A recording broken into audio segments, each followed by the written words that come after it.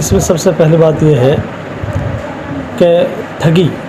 چاہے وہ on line ہو چاہے وہ آف لائن ہو، فراڈ، دھوکہ، دغا، یہ شریعت میں مکمل ناجائز ہے۔ اسلام میں کسی بھی طرح کی کہیں بھی کسی بھی موقع پر کسی بھی حال میں کوئی گنجائش نہیں ہے۔ آپ صلی اللہ علیہ وسلم نے صاف ارشاد فرما دیا کہ جو دھوکہ دے وہ ہم میں سے ہے ہی نہیں۔ حضور نے اس کو جماعت سے باہر مانا ہے، بلکہ سمجھو مسلمانوں سے اس کو باہر کر دیا۔ آپ صلی اللہ علیہ وسلم نے فرمایا کہ من غشنا فلیس منا۔ رہی سماج کی بات، جو آپ نے ایک بات اٹھائی کہ سماج کے لوگوں کو چنتا نہیں ہے، کسی بھی برائی کے خلاف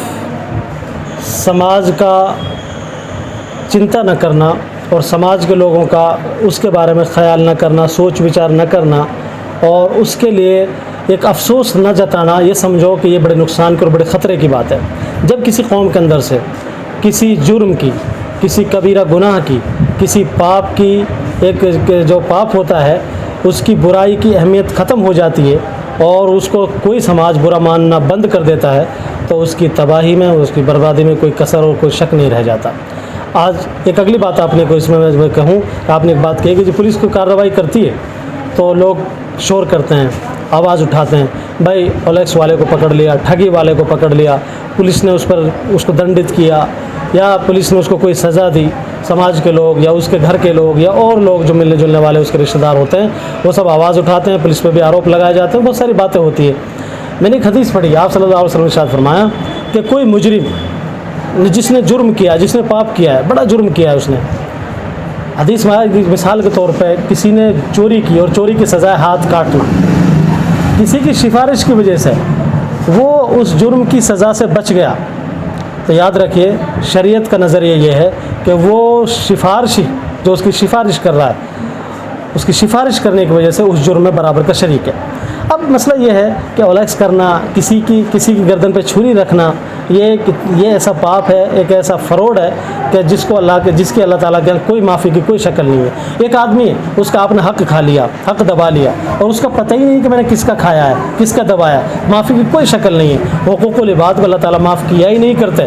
اور اگر ہم یا کوئی جو کر رہا ہے وہ اس کو جا کر معاف کروانے کی کوشش کرتا ہے، کرے بھی، ارادہ بھی کرے، تو اسے یہی نہیں پتا کہ کس کی میں نے چوری کی ہے، کس کی ٹھگی کی ہے، کس کا ٹٹلو اور الیکس کاٹا ہے میں نے، اسے پتہ ہی نہیں ہوتا۔ اس لیے بڑا گمبھیر وشے ہے، بڑا گمبھیر معاملہ ہے۔ اس میں ایک بات اور میں جوڑوں گا کہ شاید پرشاسن کو برا لگے گا، پرشاسن بھی اس میں کہیں نہ کہیں انوالو ہے۔ پرشاسن اس لیے انوالو ہے کہ جب اس کے پاس کوئی مجرم پہنچ جاتا ہے،